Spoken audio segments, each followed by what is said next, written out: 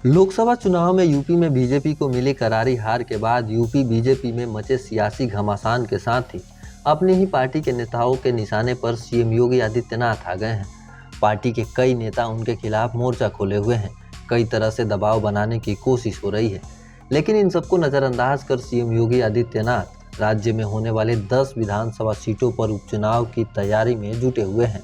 BJP को जीत दिलाने के लिए जिस राजनीतिक सक्रियता के साथ सीएम योगी काम कर रहे हैं, उसको देखकर पूरी यूपी बीजेपी ही नहीं बल्कि पार्टी के शीर्ष नेता भी हैरान हैं।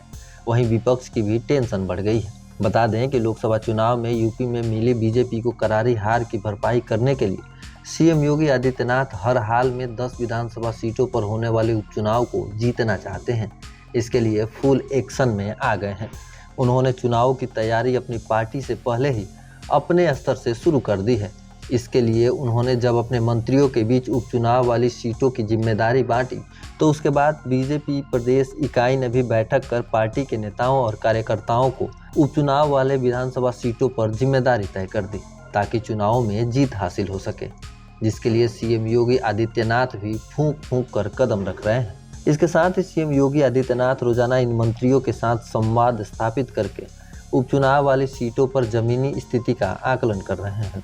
आपको बता दें कि 10 विधानसभा सीटों पर होने वाले उपचुनाव में 3 बीजेपी के पास थी, जबकि 5 समाजवादी पार्टी के पास और एक सीट बीजेपी के सहयोगी दल राष्ट्रीय लोक दल और निषाद पार्टी के साथ थी। बहरहाल भाजपा का प्रयास है कि लोकसभा चुनाव में बड़ी ताकत बनकर उभरे। अखिलेश यादव की समाजवादी पार्टी के 5 विधानसभा सीट जो खाली हुई है, वहां पर हो रहे उपचुनाव में सभी सीटों को जीत ली जाए, जिससे बीजेपी को लोकसभा चुनाव में लगे झटके के बाद पार्टी में मचे घमासान के साथ ही सपा प्रमुख के हौसले को कमजोर किया जा सके। अब देखना है कि योगी अपने इस मिशन में कितना सफल हो पाते हैं, क्योंकि अब मसला सिर्फ भाजपा या एनडीए की जीत का नहीं बल्कि सीएम योगी की प्रतिष्ठा का भी बन गया है। वैसे आप इस पूरे खबर पर क्या सोचते हैं, कमेंट करके ज़रूर बताएं। वीडियो पसंद आए तो इसे शेयर करें। चैनल को अभी तक आपने सब्सक्राइब नहीं किया है तो इसे ज़रूर सब्सक्राइब करें।